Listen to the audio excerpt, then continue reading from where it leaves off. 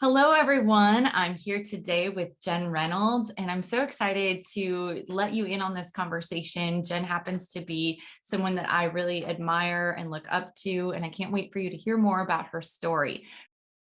Jen Reynolds is the founder of Pink Warrior Advocates, a breast cancer nonprofit that gives back to our local community of warriors.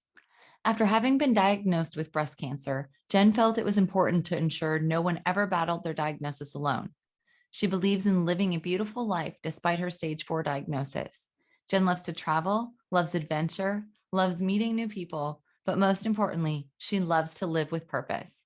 PWA is her purpose, and she hopes to encourage and inspire others to share their struggles, to live as if tomorrow doesn't exist, and to find hope and joy in every single day.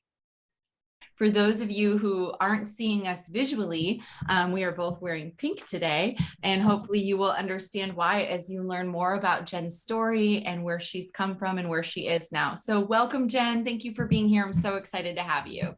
Thank you for having me. I appreciate it. Okay, so, I kind of led up a little bit that you were going to tell us a little bit about your story. So I just would love for you to, who are you? Where are you from? What has brought you to this point? Tell us a little bit of background about yourself. Do we want to start from like the day I was born? I mean, if you want to give us the play by play in the day of the life of Jen, or like every day in the life of Jen, we're here for it. No, so I'm from Ohio originally. I do live in New Braunfels, Texas now. My story with, kind of where I'm at in life now and what led me to be where I am today. I was diagnosed with breast cancer at a pretty young age, at age of 33.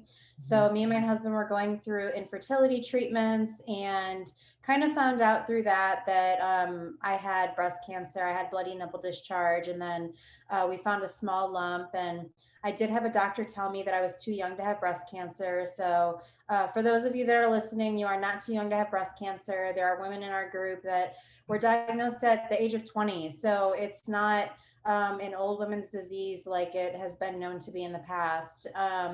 But I was diagnosed, went through chemotherapy, went through a double mastectomy, started writing a blog, started realizing a lot of women were reaching out to me through my blog because I was pretty raw. I was really honest about it. I wasn't like, oh, it's a boob job and it's pink and it's pretty and it's all these things and it's breast cancer and it's the easy cancer, like, sometimes people say. And Mhm. so I started writing that blog, and a lot of women started reaching out to me and were thanking me for being so honest about it and giving them tips and tricks of how to get through chemotherapy and how to get through their mastectomy. And then that slowly turned into me and my mom sewing these mastectomy pillows and giving those to local hospitals for women who were going to be undergoing a mastectomy. And then decided one day, let's start a nonprofit because why not?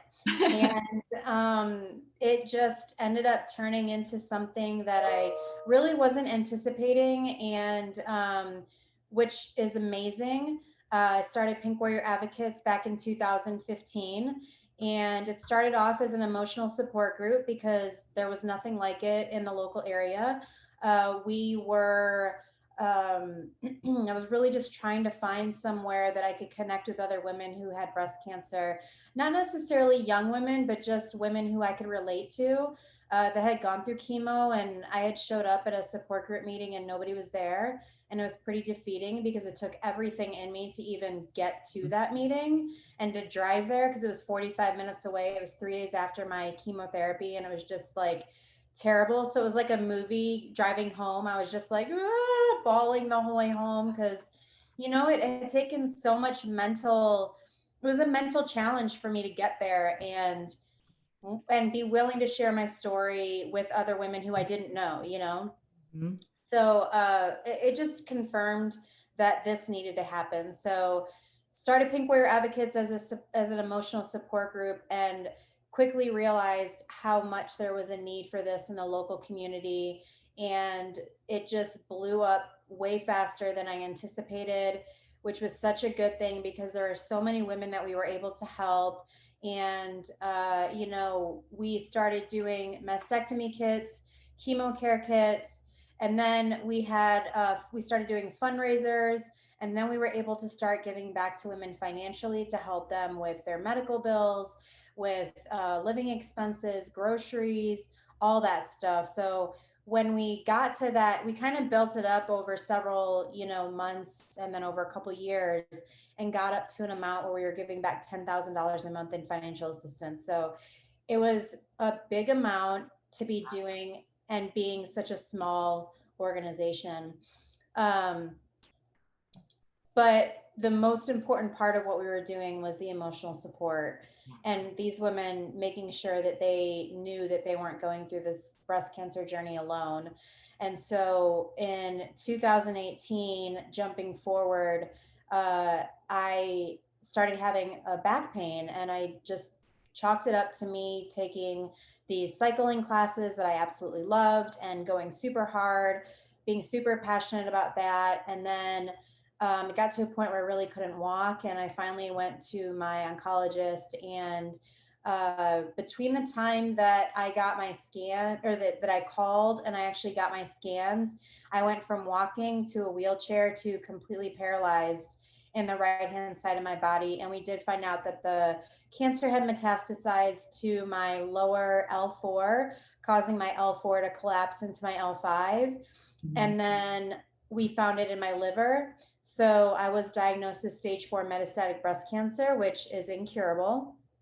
But at that time, I didn't expect that my organization that I had started to give back to other women was going to actually serve me in the capacity that it did, and that these women were going to come back and support me in that way. So we really, did create this sisterhood of women to support one another and to carry one another through what is something that no one anticipates financially, emotionally. It tears your life apart, and then you have to rebuild yourself. And that's kind of what we do as a sisterhood. We help rebuild each other. So really proud of it. I love it. I love doing it. It is my purpose. It gives definition for, why I am dealing with this cancer diagnosis. And it's what, honestly, it's what gets me up every day. So to be able to give back in this capacity and to support these women and to have them support me and to be surrounded by so much positivity and inspiration,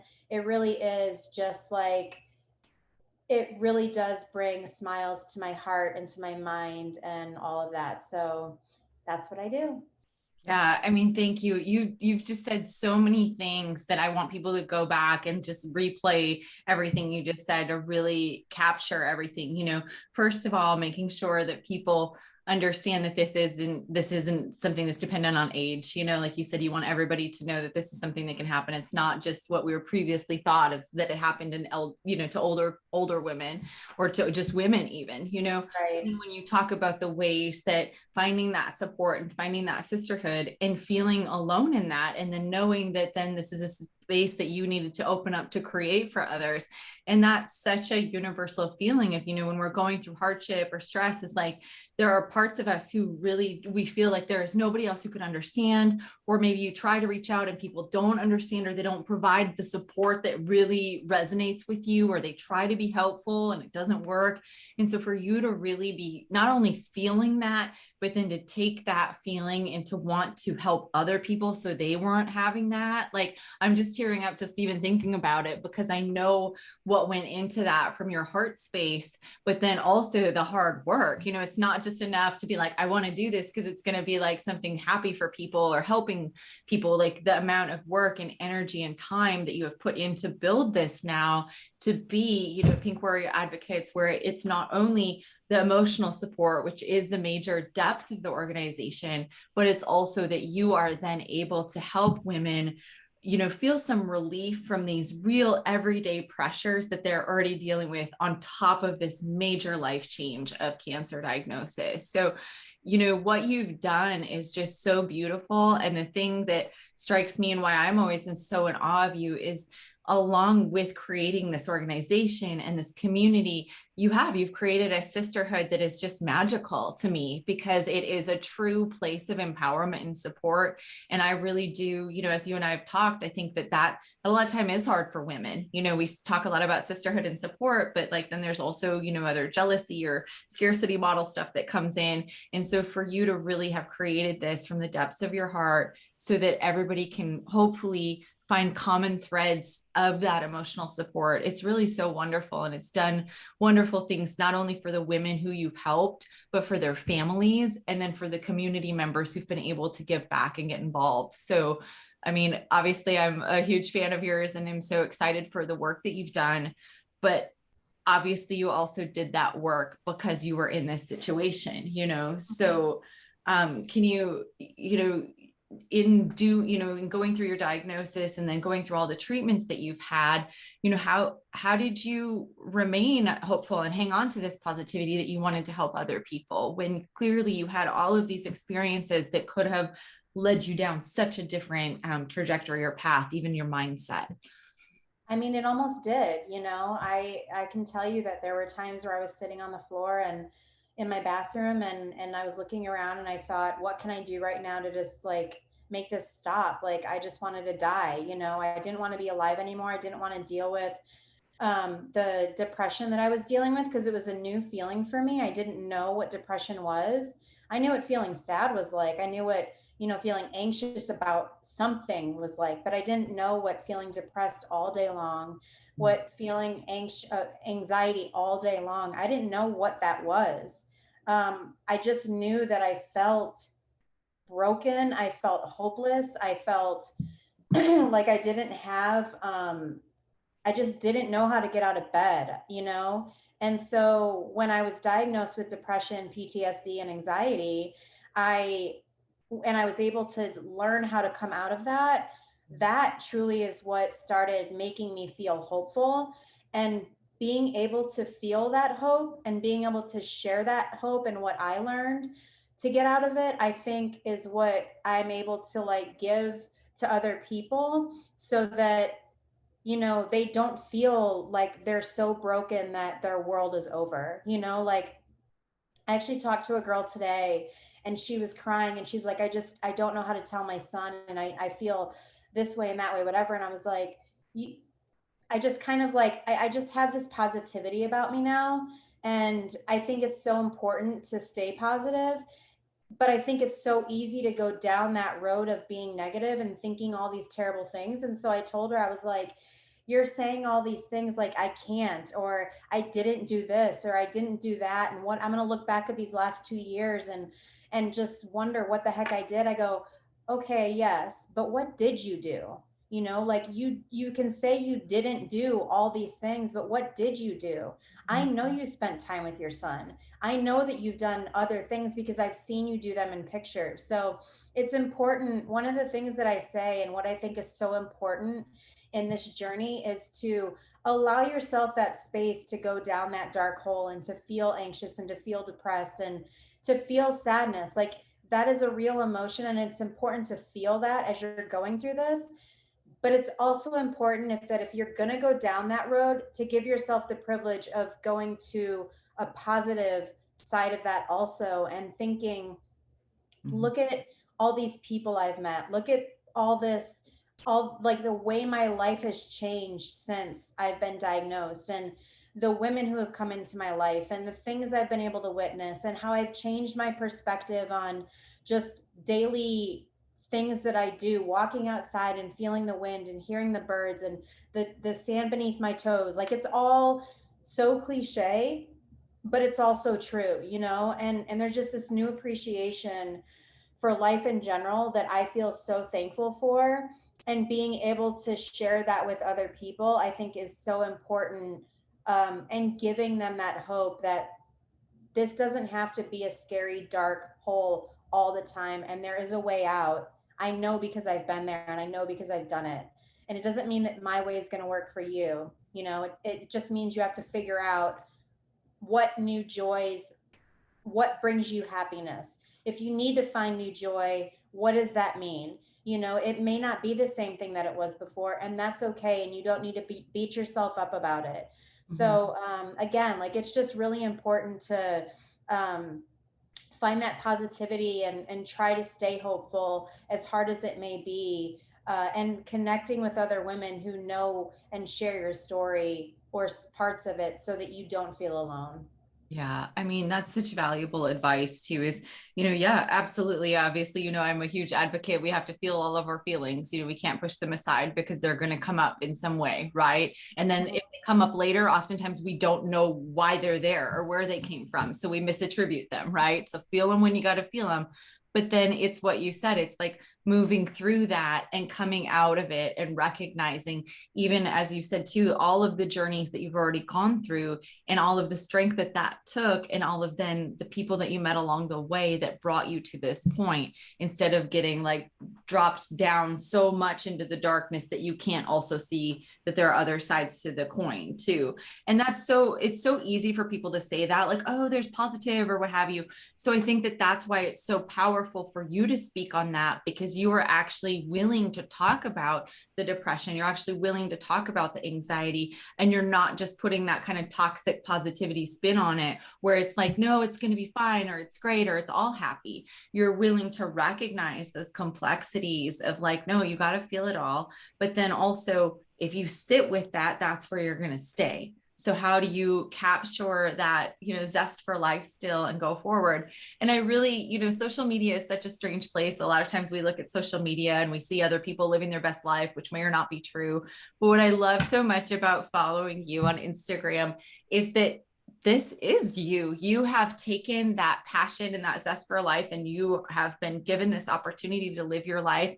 And you go on adventures and you have fun with your friends and you make your life magical. And I know I've said the word magical like 3 times already in this podcast, but it's because when I feel your spirit, that's really what it is to me, because I can feel that that's exactly not only what you're trying to do for yourself in your life, but that's the joy that you bring to other people. That's why people love you so much and love your organization, because you help them feel that for themselves too. You help them feel that, oh, Jen's doing that. And it's not like a jealousy, like Jen did that, I can't. It's more of like, Jen's doing that, I could probably do that too. That's awesome. And that everybody knows that you would not only support them in that you would be right there with them doing it too, 100%. Jumping out of a dang plane for the second time, Yeah.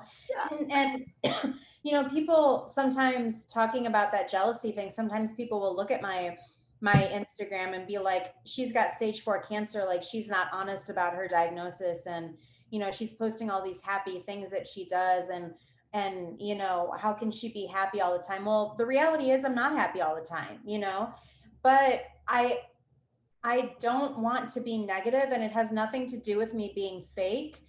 I don't want to be negative. I want people to see that even though you're going through such a hard time in life, like even despite a stage 4 terminal incurable breast cancer diagnosis, you can still live your life. You can still go do all these things. You can still jump out of planes. You can still go on hikes. You can still travel, and I think that it's important for women to look at that and say, despite what your doctor might say about traveling and doing all these things, I'm like, you know what?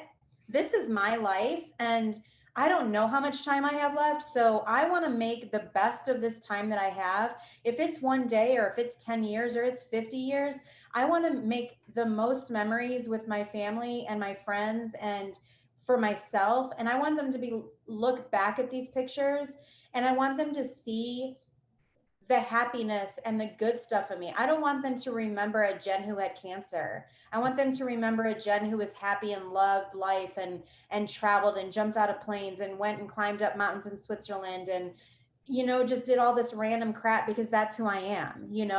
That is who I am. That is who you are. Cancer happened to you. Cancer is Right. not who you are, right? Right. You are who you are, and cancer is a thing that happened to you. And so for also being able to separate, that out and have people be able to see you as you for Jen, and have you in that space instead of you just seeing you as somebody who has cancer or a cancer survivor, or somebody who's going through treatment or all of those things.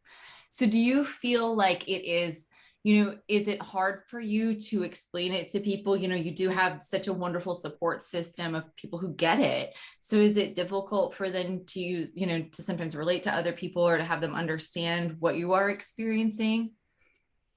It's funny that you asked that because I actually was thinking the other day, I feel um when I'm out and I'm talking to people and especially about pink warrior advocates, or I'm at events and all these things, and I might be having a bad day. I don't want people to see that I'm having a bad day at something like that, because I want to maintain positivity, and I want other women who are going through things to like take that with them and be like, oh my God, like I can be happy, I can be happy on days. And then it gets exhausting sometimes, where I'm like, I feel like, oh my God, like I just spent 24 hours of being so like, giving all that energy into being positive, that like I need to fill my cup of being sad, almost like of like being in my feels and coming back to reality and like acknowledging that I'm not feeling good, and whatever. And in terms of talking to other people about it, I'm an empath. I take on other people's feelings. And Mhm. so I really have to put a cap on how many women I talk to, because I do absorb that, and I don't want to take that with me and apply that to my life or apply that to my Yeah. story. I have to be able to let it go. And it took me a really long time to make sure that I was letting it go. But it's just, now I know that my ability to take it and let it go means that I can only talk to so many people about my journey and Yeah. about their journey, and carry that with me so that I have enough in me to let it go and not like absorb it so much that it's bringing me to a place of negativity, so I love sharing my story. I love for the part of it that it does encourage other women. That part of it I love doing, because there is this transition of when I pick up the phone and I talk to them, where they're down and sad and feeling hopeless and feeling like, oh my God, my world is ending, to when they hang up the phone and I'm like, listen, I've been doing this for 8 years now, like just because you've been diagnosed with breast cancer doesn't mean you're going to die tomorrow. I'm still here, and that alone gives them hope. And them hearing that I'm traveling and doing these other things, it gives them hope. So to hear that transition from the beginning of the call to the end of the call is so worth it. So worth every amount of, you know, empathetic feeling that I take on or whatever. It makes it worth it knowing that they walk away from that phone call or that conversation feeling a little bit better. Well, and it sounds like you've just really learned how to set your own energetic boundaries then on that, because you do know, that's such an awareness that we all can learn from, right? Is really truly recognizing where your energy is going and what are the places that give back to you and that you feel fueled by. But then even if you're fueled by something, putting a cap on it so that then when you go home to decompress or to kind of let some stuff go, that you still have even the energy to do that. So I think it's really wonderful that you recognize that, yes, you want to help people and you can hear their stories and share your stories, but you have to put a limit on it for yourself so that then you can go home and recognize again, what is yours to keep for you, for your own feelings, versus what are the other things that other people had going on. And that's such a valuable lesson for anyone to learn. I think so many of us, we take on the emotions, even people who aren't empaths, you take on the emotions of other people, or think about how often we let one interaction with somebody, their energy or their mood rub off on us and affect us the whole day. So really, like, you're taking ownership of that and you're saying, okay, here's what I have to give. And this is the cap on it, because otherwise it impacts your life personally and then your relationships and things. So there's such a strength and power in you coming to that place, I think, for yourself too, that is really admirable. And I think a lot of it is being self-aware, like it is so hard to be self-aware, so hard. And it's taken a lot of work to get to that point. And I don't say this for me, I say it for everybody. Like it is so hard to be self-aware of saying, oh, that person just pissed me off and now my day's ruined, and to say, oh, that person just pissed me off. Why am I going to let that person dictate the way I am for the rest of the day? That little sliver in itself is so hard to get past. And that's one little thing. And so, but I think it's important to, truly be in the moment and be like, okay, that person pissed me off. Like, whatever, gonna push that aside now, and I'm gonna move on to the next moment in my life, Yeah. and just be however I can be. Like, if there's nothing you can do about it, then why give your energy to it, but that Mhm. being self-aware like that is so hard. It's such a hard challenge, and that goes for when you're feeling depressed or when you're feeling anxious, and being aware that that's what's going on, and how can you pull yourself out of it. Yeah. And that's so hard too, as you're saying, because it's the self-awareness when you're feeling good is hard, but then let alone if you're having, if you're already in your own feelings about stuff, or you're already having your own space, or you didn't sleep well, then it's like we have a tendency to like personalize things even more, or let them impact us. And again, I think that is such a powerful message that we all need to keep coming back to, because it takes practice. It is work. That's what we always say. You got to do the work. You got to do the work. But it is work. It is work to every day show up for yourself. And that means being self-aware. And that means like taking ownership of the fact that, okay, yeah, I went a little sideways on that because I allowed somebody else's energy to impact me throughout the rest of the day, instead of also just blaming the other person, like, oh, that person made me mad and that's why I'm having a bad day. It's like, well, they made me mad in that moment, but now I'm choosing to let that moment impact the rest of my day. Yeah. Why do And I want to give somebody when that I get treatment, like, it's so easy for me to go in a hole and be, sick and depressed and sad, and whatever, but how is that serving me? It's not serving me in a positive way, and I don't want to stay there. I make the choice to say I don't want to stay there. I don't want to stay in that negative space. I want to be positive, and I want to feel happiness because it feels better, and that's all I have to say to myself is happiness feels better than sadness, and so I want to be happy, so I'm going to choose to be happy. It's almost that simple, but it's also very challenging. I know it really is. So I know one of the things about you that you do to kind of help bring you back to that is you really love music. And so you are able to find music that helps lift your spirits. What are some other things that you would say, do you have any go-tos for when you really are just in a difficult space that help you? Songs, or Or just like anything. general Yeah. If you type? have songs or just any things like, Well, I love EDM. It makes me happy. So techno music is like my go-to, and I will dance anytime to that. So I love 90s hip hop also. So put me in those realms and I'm good. I love to get out on the water. Wake surfing. That is definitely a happy place for me. And sometimes I just love cuddling with my dogs. I love that my husband knows when I'm having a bad day, and he'll come in and do the dumbest thing ever until I smile. Like, he'll literally stand there and do it repetitively until I smile. And I'm just like, I don't want to smile. And then I smile, and then I'm like, okay, so I think just, and surrounding myself with good people who I can talk to, who I can vent to, who are willing to listen to me and just be a part of that space that I need to do. It's just, it's so important for me to do those things. And when I have none of those, if I can't do any of those, then it is simply just talking to myself and telling myself, like, going through that conversation in my head, because sometimes I am alone, and I can't do those things. Mhm. And so it's really just talking to myself and saying, you know what, Jen, like, as morbid as this sounds, it's really just saying, Jen, you're not going to die today. You already know you have breast cancer. Like, you're not going to find out you're dying today. So let's just make the best of today. It could be so much worse. I could be paralyzed. I'm not paralyzed anymore. I could be back in that space and at any point. And so why am I going to waste today feeling so terrible and so depressed and so sad, when I know it could be worse, you know? Hey, if you're loving these conversations, can you take a moment and rate this podcast? You can scroll below this episode and click how many stars you'd rate it. And I'd be blown away if you could also write a review of what you're loving about these conversations so far.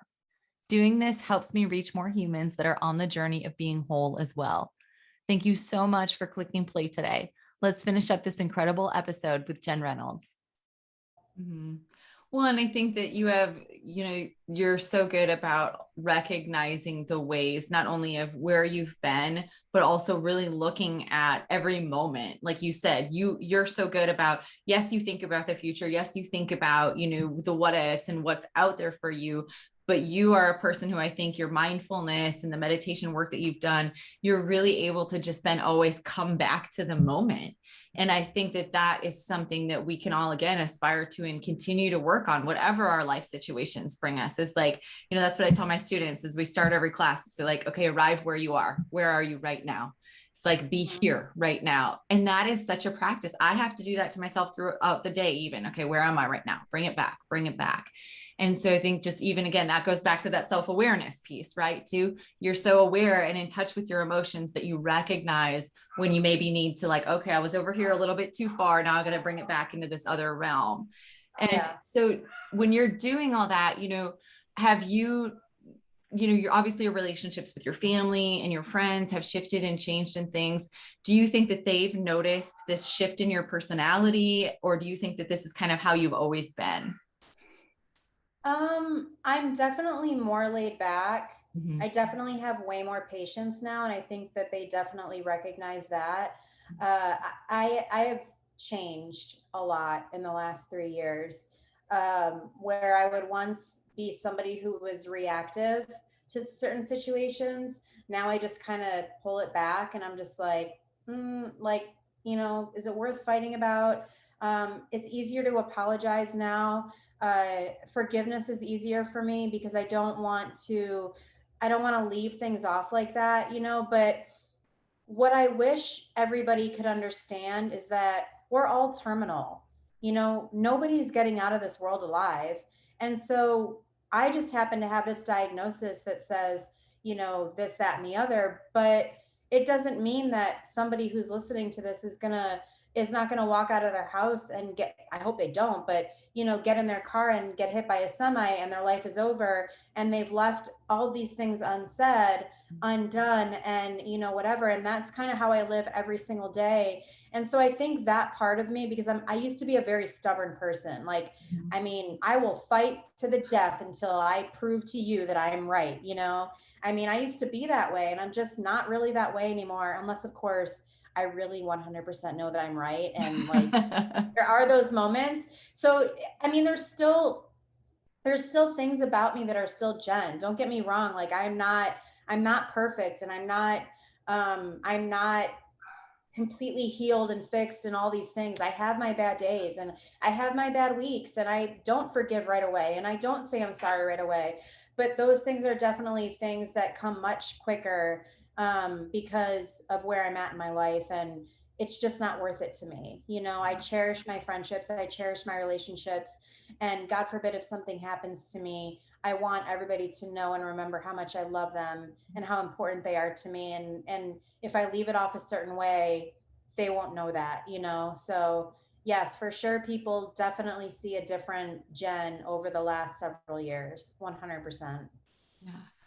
I just, again, your processing of everything that you've gone through, I think that that's why it's so wonderful that you do have this organization, because you're not, you're not just saying these things like, oh, everybody should be happy, or everybody should be supportive. You're really very authentic and open about what the journey has looked like for you and the ups and downs of it. And they're very real, the real aspects of your treatment too.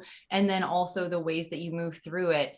So, when you think about something like, obviously we're promoting, October is coming up. So there's breast cancer awareness, when you see all of that and you see everybody wearing pink and you see everybody like wanting to support this cause, how can people really think about this, not just in October, because breast cancer is not just about wearing pink or having things happen in October, but Right. what would you say, like, what are some ways that people can really, become more active and involved beyond just wearing pink and being, saying things about breast cancer in October? I mean, there's a lot of stigma around pink and think before you pink and things like that. Mhm. You know, just if you're, and this is just kind of like a little sidetrack, if you're out there and you're buying things to promote and to support breast cancer, just make sure that it's supporting an organization that you support if you're buying it for that purpose. Now, if you're buying it because you think it's cute and you want to wear it, by all means, go for it. But if you're buying it because you want it to support something, then make sure it's supporting something that you believe in and that you know of. Yeah. So, you know, Pink Warrior Advocates, we have things for sale if anybody wants. I'm just saying. We have hats, we have shirts, we have all the good stuff. But breast cancer is not just in October, it's a year-long thing. It's a lifelong challenge that these women go through when they get diagnosed with breast cancer. It's not just, oh, treatment happened, a double mastectomy happened, and life's back to normal. Like it's trauma, you know, it's something that we have to deal with for the rest of our lives. And it's important for people to know that, you know, again, you can never be too young. Going through chemotherapy and losing your hair and losing your eyebrows and losing your eyelashes and all that, and looking at the mirror in yourself with scars on your breasts and not having that, having your breasts essentially amputated, like that's something that we have to deal with for the rest of our lives. And to look in the mirror and just be completely stripped of our womanhood, you know, that is not just October, that is all year long. And Mm-hmm. you know, it's important that we, yes, it's great that October's there and it brings awareness and that women are feeling their breasts and that it teaches them to do their monthly exams. Like that part of it I love. I love that you can see the color pink and you think about breast cancer because maybe it makes you think of, oh, I need to get a mammogram, or, you know, I need to get that blood test done or whatever. Like it makes you think about it, and that part of it I like. But I don't particularly like the fact that, you know, there's people who exploit it to make money because it's pink, you know? Right. Or So that, or just make people think sure, that if it's pink, then they've helped, as opposed to recognizing, like you're saying, like, where's the money actually going? Who is that yeah, helping? And you know, again, I know I keep saying you brought up such a good point, but everything you're saying, it's all such a good point. Not only where's the money going, because that's something everywhere, you know, you get asked in October, give money here, give money there. So really know who that money's benefiting to, you know, where you're giving that. But then also it's that recognition of like, this isn't just something that somebody has like, oh, and then their medical bills are paid and then they go about their life and forget this happened. You know, this is something that impacts your physical being in such a way that, especially, you know, when you think about the body image issues that people already may have, or the shame that women place on their bodies just without having any sort of illness. And then you add all of these bodily changes and you add these things that are completely out of your control. Like there is so much physicality that you have to deal with. And then the mental aspect of looking at your physical body, it is trauma. There is no other way to describe it. And so I mean, there's so much that I just like I wish we had 7 years to talk, but like even the hormonal changes, you know, like a lot of these women go through have their ovaries removed because they're young getting diagnosed with breast cancer. So then they're going through menopause at 20 years old. You know, I had to do that, and I'm in menopause. I've been in menopause for 3 solid years now, you know, so it's all those changes too that like contribute to depression and contribute to everything, you know. absolutely, It's just a absolutely. complete life alteration. Well, absolutely. And then not only that is then there is always, you know, even if you're not trying to ever compare your life to anyone else, there is the recognition that there are stages or things that you are going through at a different time, or if it impacts fertility, you know, which it, you know, all of those things. So then you see other people having families, or you see people with their kids, or you see different things. It's like those reminders or the awareness of how your life has been altered are constantly present, not just in October. You know, they Yes. are there. And I think again, getting helping other people realize that how multifaceted it is, not just for the individual, but then as they're navigating, working through that with their relational partners, you know, their family members, their friends, and all that you have to do to basically explain yourself to other people, to make your existence accepted.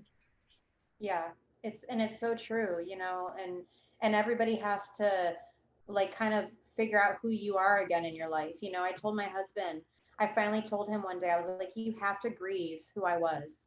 That is not me anymore. You know, you've got to grieve Yeah. the person I was. I was a person who went out and drank a lot and partied and loved being, in social settings like that, and loved going to football games and drinking my face off and having a blast and floating down the river and all those things. And I'm just not, to me, I know it's not good for me. It's not that I don't want to, I would love to, but I know it's not good for me. And so, he had to grieve that person who I was, and kind of everybody else did. And you either love me now or you don't, and I'm kind of like, I'm not, I'm happy with who I am. I'm confident with who I am. And, if you don't love me for who I am, then we don't have to be in each other's lives. I will have a respect for you, but we don't have to be in each other's lives. And it's just, family and is the most important thing to me. And friends are, I cherish my friendships. They mean the world to me, so I have lost friends through this, not because I've changed, but because I don't think that they know what to say or they know how to be. And I've told my closest friends, I don't want you to change how you talk to me. Mhm. I still want to be a friend to you, and your problems and your stresses are no less important than what I'm going through. Just because mine seems so big doesn't mean that what you're going through is less important. I still want to be there for you. It makes me feel normal to be able to Yeah. be there for you as a friend in the way that I am used to being, and I want to be there for you. So I always say trauma is trauma, or, everybody's level of what they're able to deal with in life and cope with in life is so different, and it doesn't make it any worse or any less than anybody else, including me. No, that's such important advice just to remember too, is that everybody, again, that's what we've talked about. And you and I have talked about this a lot, about how, even you and I, our experiences are much different, but the ways that we've come together, the ways that we've changed in our personalities or other people have viewed us are very similar. And it's that the ways that, like you said, people having to grieve who you were, that's exactly what people need to do, is allow themselves to feel the loss of whatever pieces of you that they maybe are missing or that they enjoyed or what have you, but then also who is able to accept you and love you for who you are now, because this is who you are, right? And all of Right. those other things were just activities that you did, but you're still who you are. And really finding those spaces that allow you to do that and be that way without explanation, or what, without feeling that you have to give somebody some backstory to it, and you can just show up and be. And I really honestly love the relationships that I have come to bring into my life in the last 8 years. Like, Mhm. the women that I have in my life now are so genuine. You being one of them, like, it just is, it's, there's no drama. Like, it just feels so good to have such good people, genuinely good people in my life. And I feel so lucky and so fortunate to be surrounded by such empowering, strong, inspirational women who all have a different story, and who all just like, I mean, the energy in a room full of women like that is something freaking special. It is crazy, and I love it. And it just, that in itself brings me joy. You want to talk about something that brings me joy? That brings me joy. Yeah, it's no, it's so good. And I think too, it's even better because it's coming from, again, all these people who then have had to work for it. It's like we've had to work to get to a place where you recognize and understand what your life means to you, who you want in it, and that you're also willing to show up for those people, and then they're going to show up for you. Right. And that's just such a beautiful experience. And I think that, the thing is that everybody can have that. Okay, again, you just described something. You said, everybody is terminal. So if everybody could recognize that, everybody can have this existence, these relationships that you're speaking of, everybody can have this authenticity within themselves that they recognize. But it's going back to really doing the work and acknowledging it and being able to be honest with yourself and have that awareness of whatever your life is presenting it to you. Right. And I think, as terrible as it might sound to some people, of having a breast cancer diagnosis like this, I never want people to feel bad for me. Mhm. I just don't want that. I don't want the guilt. But B, like, I get to live my life how I choose. Yeah. We all get to live our lives how we choose. But I I get to live my life and I get to say, and everybody gets to do this, like that's the thing that I wish everybody could learn is you get to do this too. Yeah. You just have to make the choice to do it. But I get to leave anything that I want to leave on this earth.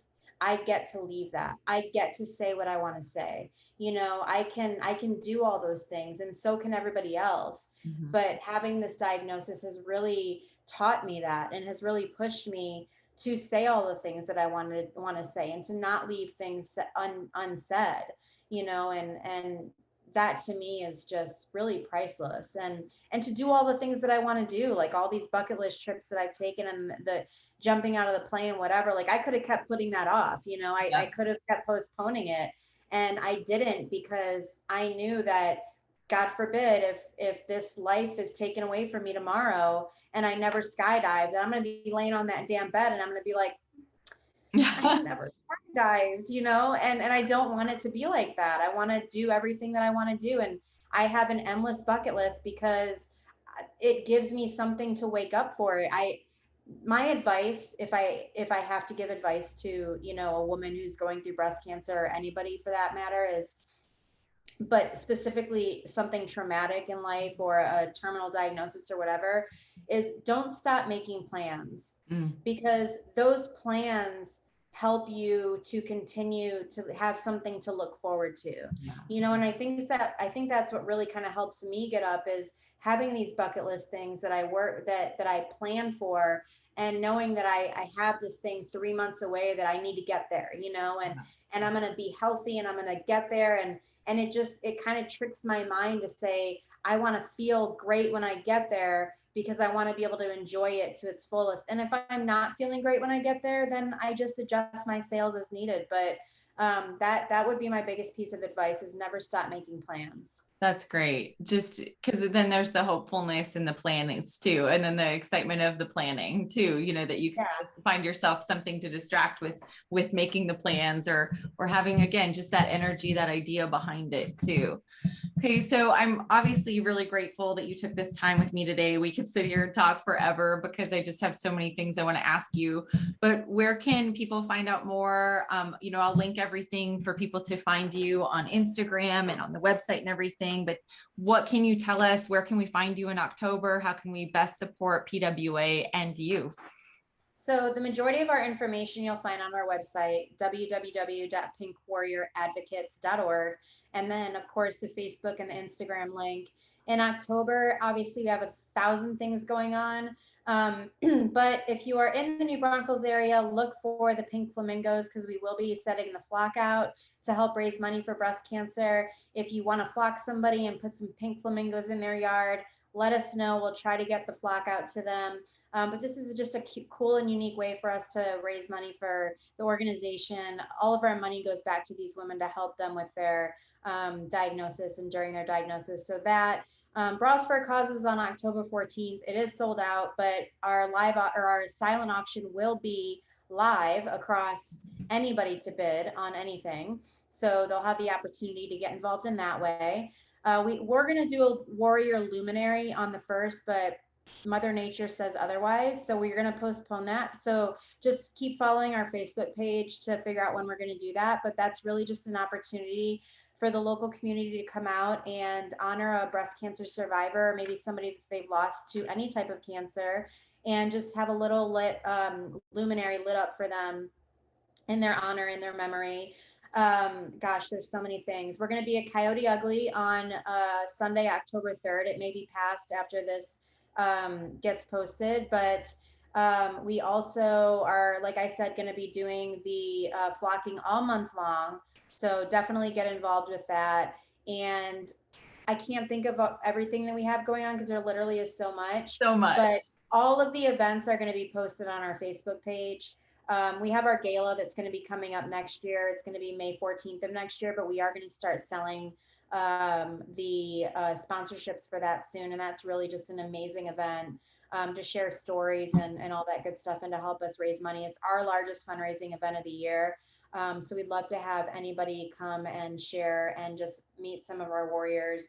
But again, just to stay up to date on everything we have going on. And if you ever know somebody who needs our assistance, if they visit that website, they just have to go to that services tab, and it'll drop down. And so however we can give back or help to them, Mhm. we'd love to help get them through their diagnosis as best we can.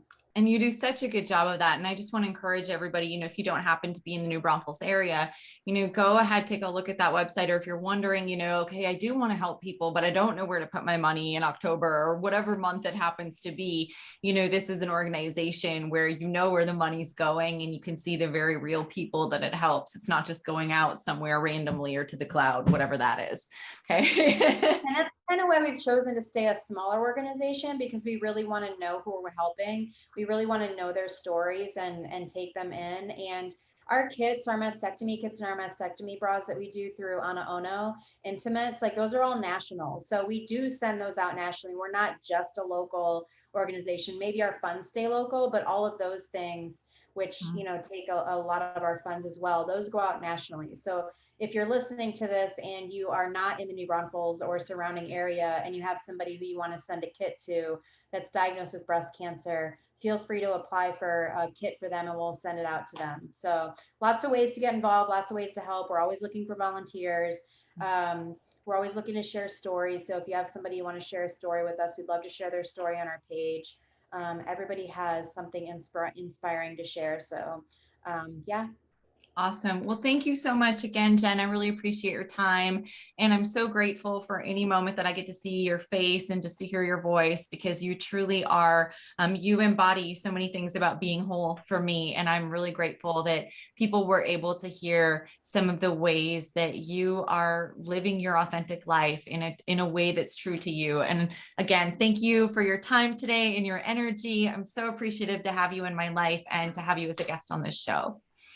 Thank you so much for having me, and right back at you. Your book is amazing and has helped me so much. So I appreciate all your, sharing your story and being vulnerable yourself. So I hope this reaches somebody who might need us. And I appreciate so much of you asking me to be on this with you. It's an honor. Awesome. Well, we will talk very soon. Thanks again. Bye, everyone. Okay. Bye. Here are some of my takeaways from this episode with Jen. Breast cancer is not just found in older women. Younger women, even in their 20s, are being diagnosed. Sisterhood pays off in many ways, and it really is a beautiful thing to support others and feel supported when you need it most. When you come from a place of service and passion, it can be the lifeline that helps you feel motivated to wake up every single day. Keeping an optimistic mindset is allowing yourself to go down that dark hole and feel those feelings, but also giving yourself the privilege of looking at the positives of how your life has changed since your diagnosis. Doing the energetic work of becoming really self-aware of how you're responding to things and maintaining a positive mindset is not easy, but it pays off for you each and every day that you are able to step back and not let the little things ruin your day. We are all terminal. No one is going to get out of this alive. Let's not leave things left unsaid or leave things left undone. Choosing how we spend each moment and where we share our energy can make life so much more enjoyable. You can find more info at www.pinkwarrioradvocates.org. And if you're in the New Braunfels area, watch for the pink flamingos in the area to raise money. Flocking somebody's yard is a great way to honor somebody who is a warrior or survivor. Feel free to reach out to the pink flamingo flocking, as it will be happening throughout the entire month of October. Bras for a Cause is on the 14th, and the live auction will be online for everyone, even those who are not in the area. And follow the Facebook page to learn more about upcoming events that you can get involved in for Pink Warrior Advocates.